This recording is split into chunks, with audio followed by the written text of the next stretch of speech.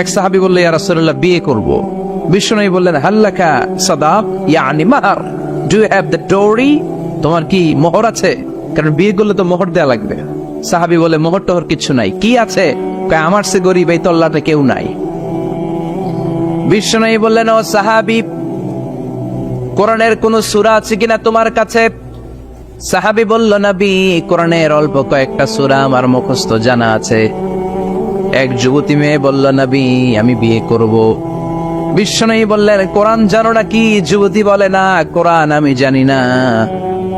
বিশ্বনবী বললেন, আমার কাছে ভালো একখানা পাত্র আছে, বিয়ে পড়িয়ে দিলাম।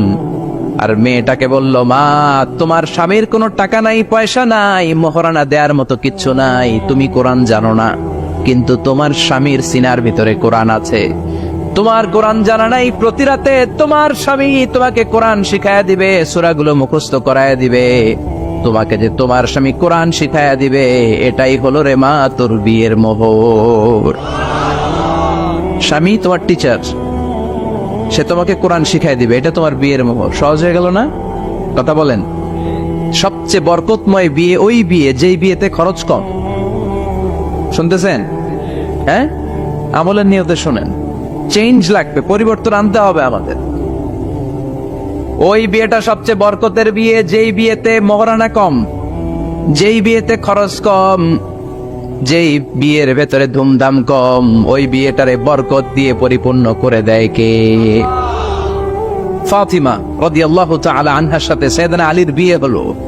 ফাতিমাকে যে বিষ্ণুই বললেন, আলী আমার কাছে এসে তোমার কথা বলেছে, তুমি কি রাজি? ফাতিমা কোনো কথা বলে না। আবার জিজ্ঞেস করা হলো, কথা বলে না। ফাসাকাতাত, চুপচাপ।